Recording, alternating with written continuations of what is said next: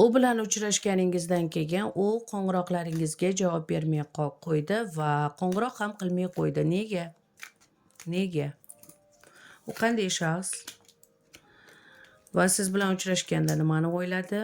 Nega hozir u qo'ng'irog'ingizga javob bermayapti va qo'ng'iroq ham qilmayapti? U qanday shaxs? U yaxshi pul topadi, o'ziga xavfsiz sharoit yaratib olgan. O'zini ishini, kasbini yaxshi ko'radi. Hammaga ham ishonib ketavermaydi. Undan tashqari unda xronический o'zini betoblik holatlari bor, lekin bu unaqa sezilmaydi. Sirli odam, ha. U siz bilan suhbatlashganda, xuddi siz bilan suhbatlashganda jiddiy munosabat bilan qaramagan. Ya'ni sizni jiddiy o'zini polovinkasiga, yarmiga qaragandek qaramagan. Nega hozir? Ya'ni unga qaysidir gapingiz, hazil qilganingiz unga yoqmadi. U o'ylayaptiki, mani aldadi bu inson mani aldayapti deb o'zini olib qochyapti. O'zini ko'proq sog'ligiga e'tibor qilyapti hozir.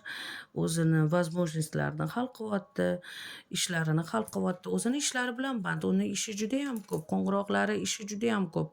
Hatto uni vaqti yo'q.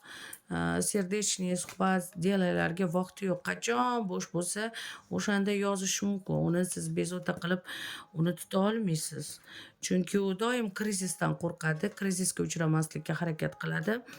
Faqat u o'zining ishiga, o'zini obro'siga, o'zini statusiga e'tibor qiladigan shaxs. Siz haqingizda hozirgi paytda o'ylagani ham yo'q, hatto vaqti ham yo'q telefonni olishga. Ammo sizdan nafratlanishi yo'q, nafratlangani yo'q. Ha, siz uning bitta tanishlaridan birisiz xolos va yaxshi insonsiz xolos. Lekin siz kutgandaka, siz uni kutib отношения qilmoqchi bo'ladigan holat unda yo'q. O'zini uy-joyi, o'zini stabilniy oilasi bor, o'zini maqsadlari bor. Maqsadlarida siz yo'qsiz. Agar siz bu shaxs bilan sevishib, bu bilan biron nima o'xshataman desangiz, faqat o'zingiz qiynalasiz bu отношенияda.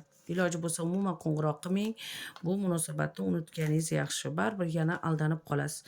Yoki aldanishni yaxshi ko'rsangiz, unda siz aldanishingiz mumkin. Lekin sizga boshqa tomondan boshqa variantlar chiqadi. Sizni qadringizga yetuvchi, sizni tsenit qiluvchi odamdan SMS yoki qo'ng'iroq xabari keladi tez kunlarda. Marhamat, o'zingizni qadringizni biling.